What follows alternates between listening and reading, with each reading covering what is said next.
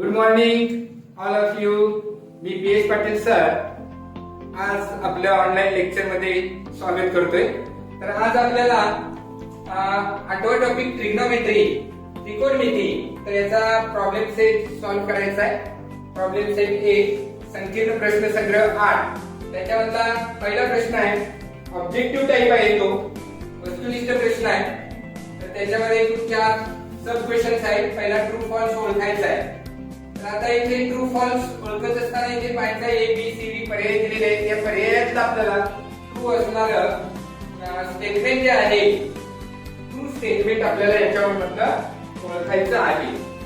इथे true statement ओळखायचं आहे हे लक्षात ठेवा. ओके.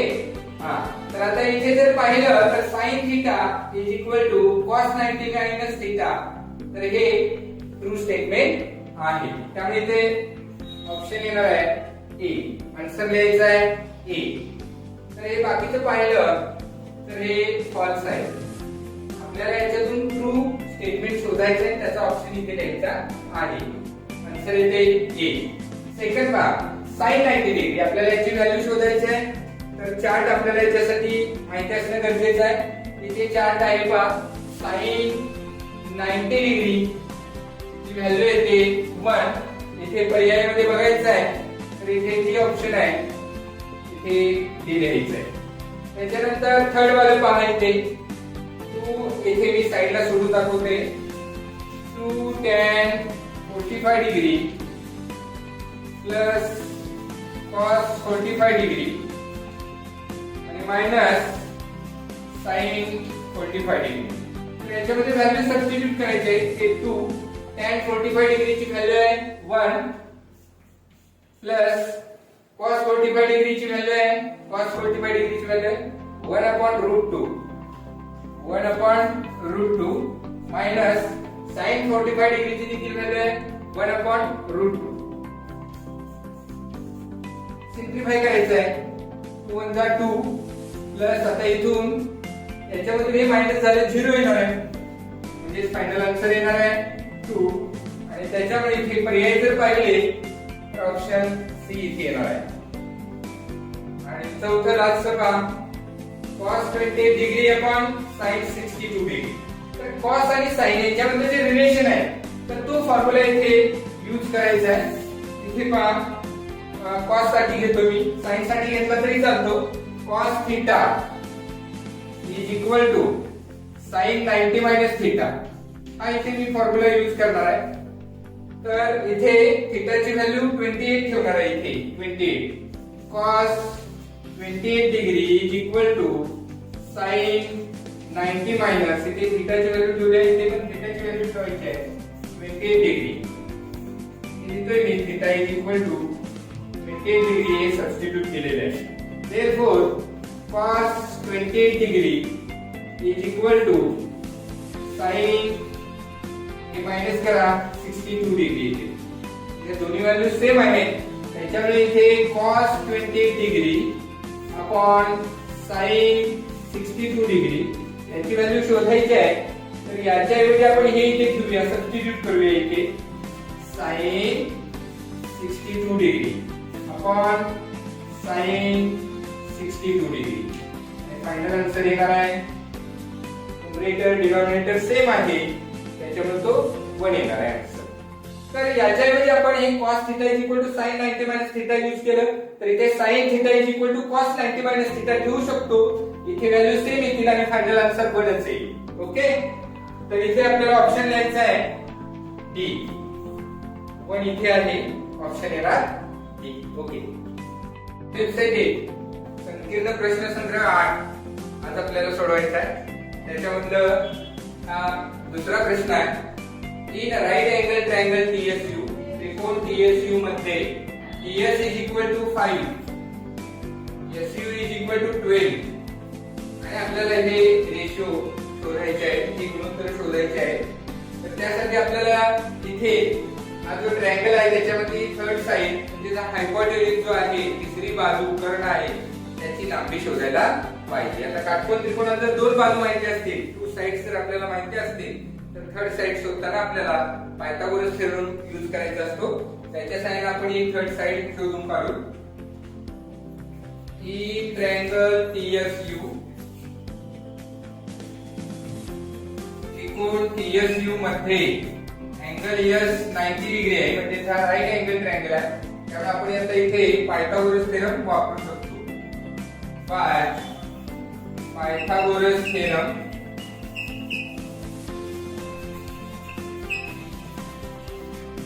पायथागोरसच्या प्रमेयानुसार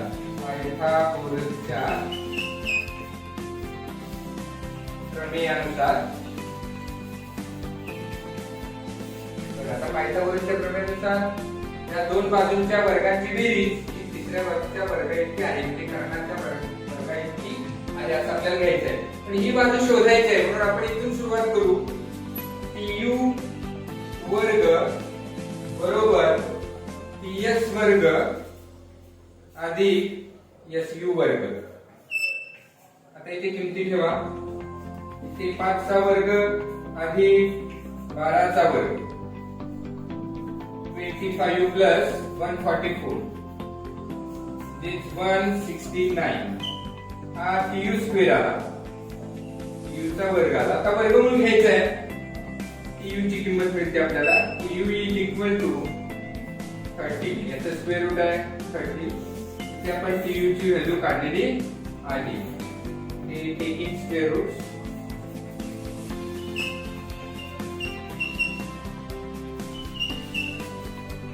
वर्गमूळ घेऊ.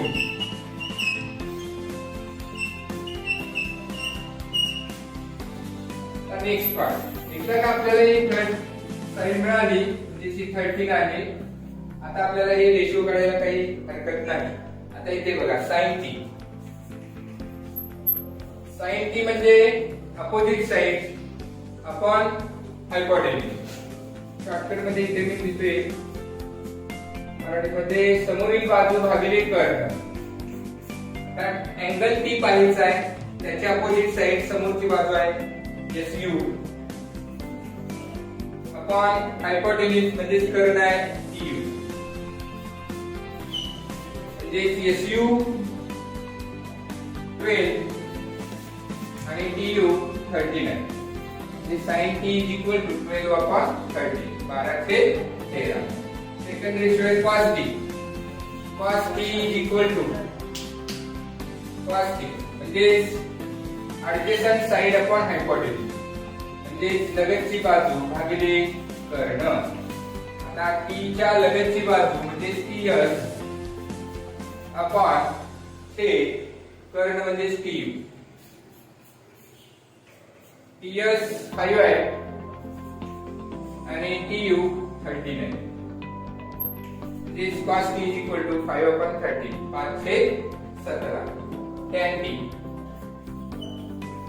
Tan t means OA. O upon A. This adjacent side upon opposite side upon adjacent side. म्हणजे समोरील बाजू भागिले लगतची बाजू. आपण शॉर्टकट मध्ये. आता इथे बघा अँगल T आहे, समोरील बाजू आहे SU. लगतची बाजू आहे TS इक्वल टू SU ची लेंथ आहे 12 आणि TS आहे 5. 12 upon 5 12/5. आता इथे sin U अँगल पाहायचा आहे. sin U म्हणजे OH सक म्हणतो आपण याला. म्हणजेच काय अपोजिट साइड अपॉन हायपोटेन्यूज समोरची बाजू भागिले कर्ण. आता अँगल U पाहायचा आहे, समोरची बाजू पाहायची आहे TS आहे TS आणि हायपोटेन्यूज आहे TU. TS आहे 5 आणि TU ची लेंथ आहे 30. 5 upon 30 sin U आहे. आता cos U means A upon H म्हणजे लगतची बाजू भागिले कर्ण. आता U च्या लगतची बाजू ऍडजसंट साइड इथे SU आहे अपॉन कर्ण म्हणजे हायपोटेन्यूज TU आहे. SU ची लेंथ आहे 12 अपॉन हायपोटेन्यूज TU आहे 30. cos u is equal to 12/30. आणि आता tan u, tan रेशो कसा काढतात तर O/E, म्हणजे समोरील बाजू छेद लगतची बाजू. u ची पहा समोरची बाजू आहे ts अपॉन लगतची बाजू ऍडजस्टंट साइड SU आहे. आता इथे व्हॅल्यू ठेवायचे. ts पहा 5 अपॉन SU होईल. तर tan u ची व्हॅल्यू मिळाली 5/12. tan u बरोबर 5/12. तर अशा पद्धतीने आपल्याला इथे व्हॅल्यू काढता येतात. प्रॉब्लेम सेट 1 सराव संच संकीर्ण प्रश्न संग्रह 8 त्याच्यामध्ये हे तिसरं उदाहरण आहे. In right angle triangle YXZ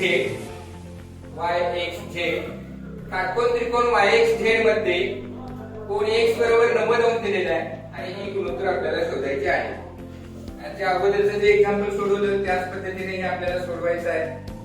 तर त्यासाठी इथे पहा in triangle YXZ angle x is equal to 90 degree, म्हणजे हा राईट अँगल ट्रायंगल आहे. म्हणजे आपण पायथागोरस थेरम यूज करू शकतो कारण आपल्याला इथे थर्ड साइड शोधायची आहे.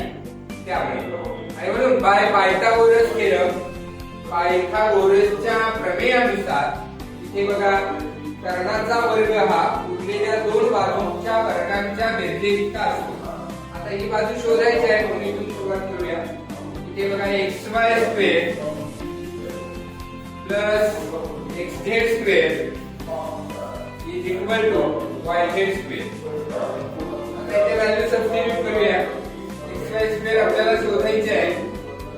xz इथे 8 आहे इज इक्वल टू yz 17 आहे, त्याचा स्क्वेअर होणार. हे x स्क्वेअर 70 स्क्वेअर, इकडे प्लस आहे तिकडे मायनस होणार. xy square is equal to 17 square minus 8 square. 17 चा स्क्वेअर 289 मायनस 8 चा square 64. therefore xy square is equal to हे बघा 9 मायनस 4 5 8 मायनस 6 2 आणि हे 2. आता आपल्याला स्क्वेअर रूट घ्यायचं आहे. therefore xy is equal to याचा स्क्वेअर रूट आहे 50. तर इथे आपल्याला xy ची व्हॅल्यू मिळाली. टेकिंग स्क्वेअर रूट वर्गमूळ घेऊ. आता आपण हे रेशो शोधायचे. तर इथे आता पहा 15 साइड इथे लिहून घेतो. रेशो काढायला आपल्याला सोपं आहे. आता इथे बघा sin y म्हणजे अपोजिट साइड पण हायपोटेन्यूज, समोरची बाजू भागिले कर्ण. इथे अँगल y पाहायचा. याची अपोजिट साइड म्हणजे समोरची बाजू आहे xz अपॉन कर्ण हा आहे पहा. Side opposite to 90 degree is known as hypotenuse. 90 अंशाच्या कोनासमोरची भुजा म्हणजे कर्ण. हा yz कर्ण, इथे yz. आता व्हॅल्यू सबस्टिट्यूट करायची आहे. xz पहा 8 अपॉन yz 70 म्हणजे sin y equal to 8 upon 70. आता cos y ऍडजस्टंट साइड पण हायपोटेन्यूज, लगतची बाजू भागिले कर्ण. आता इथे y ची पहा ऍडजस्टंट साइड म्हणजे लगतची बाजू आहे xy अपॉन हायपोटेन्यूज yz. xy ची लेंथ आहे 15 आणि yz ची लेंथ आहे 70. म्हणजे cos y बरोबर 15/17. cos y is equal to 15 upon 70. then tan y, tan ratio कसा काढतात? अपोजिट साइड पण ऍडजस्टंट साइड, समोरील बाजू भागिले लगतची बाजू. आता इथे y पहा. थांबा. tan y अपोजिट साइड पण ऍडजस्टंट साइड. y ची पहा अपोजिट साइड आहे xz अपॉन ऍडजस्टंट साइड आहे xy. xz पहा 8 अपॉन 50. tan y ची किंमत मिळाली 8/15. sin z आता अपोजिट साइड पण हायपोटेन्यूज, समोरची बाजू भागिले कर्ण. तर आता इथे z अँगल बघायचा आहे आणि याच्या समोरची साइड आहे xy अपॉन हायपोटेन्यूज आहे yz is equal to length ठेवायची आहे. xy ची लेंथ आहे 50 अपॉन yz ची व्हॅल्यू आहे 70. Therefore sin z is equal to 15 upon 70. sin z बरोबर 15/17. cos z adjacent side upon hypotenuse, लगतची बाजू भागिले कर्ण. मिड अँगल पहा इथे आहे, तर याचे adjacent side x z आहे. x z upon hypotenuse आहे y z. याची लेंथ ठेवायची आहे, x z आहे 1 आणि y z आहे 70. cos z is equal to 8 upon 70. Then tan z opposite side upon adjacent side, समोरील बाजू भागिले लगतची बाजू. हेड कोण पहा इथे आहे, तर याच्या opposite side आहे xy upon adjacent side म्हणजे लगतची बाजू आहे xz. xy ची लेंथ आहे 50 upon xz आहे 8. This tan z is equal to 15 upon 8. cos z ची किंमत आहे 15/18. तर अशा पद्धतीने आपल्याला एक्झाम्पल सोडवायचं आहे.